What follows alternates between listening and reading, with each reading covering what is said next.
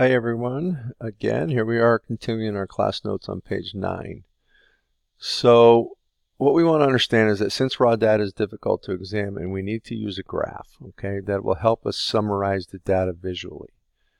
Now the graphs that we're going to use are dot plots, histograms, and stem plots. This is only for numerical data. Remember, we're in section 2.1 and we're talking about numerical data. That's data that are numbers and that makes sense to use arithmetic on. So dot plots, histograms, and stem plots. There are many other kinds of things that we can do, but these are the three that we'll do in our introductory stats class. So that's the first step, is to visualize your data. Once you get a visualization of your data, the next step is to summarize it. And like we said before, we want to summarize it with shape, center, and spread.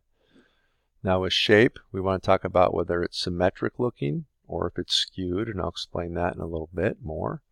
Center means, is there a most common value? When I look at my data set, is there something that's kind of in the center that represents a typical value?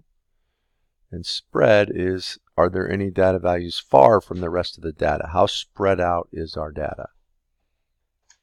So visualizing data, that's using a picture to display the data, and that helps us see patterns.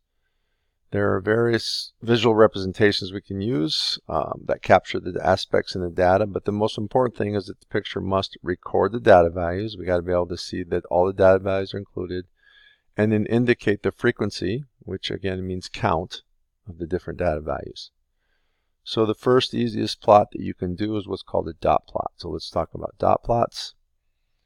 The dot plot does the following: records data values on a number line. So remember, the x-axis is representing the different data values. So the x-axis tells us, for example, this dot down here at 5 says that there was one data value that was number 5. Notice over here that at 11 there are 1, 2, 3, 4 dots stacked on top of each other. That means there were 4 data values at 11. So remember, this data set was the number of games played by a data set of female professional soccer players, and there were 4 of them who played 11 games in that data set. So this is pretty easy to construct. We can do this by in StatCrunch. So I'm going to quickly go to StatCrunch. So let me get over there.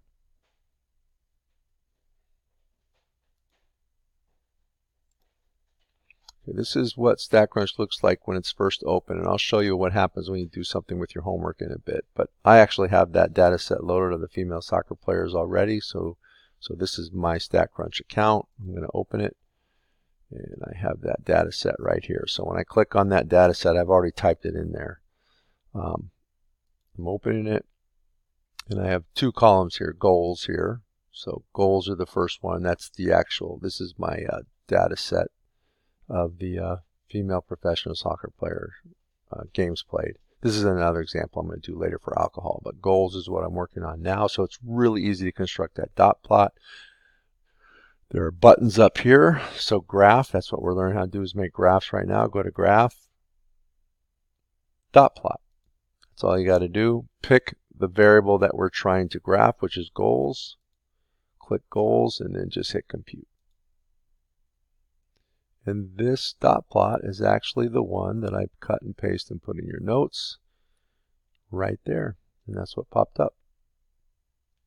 All right. So I'm going to go ahead and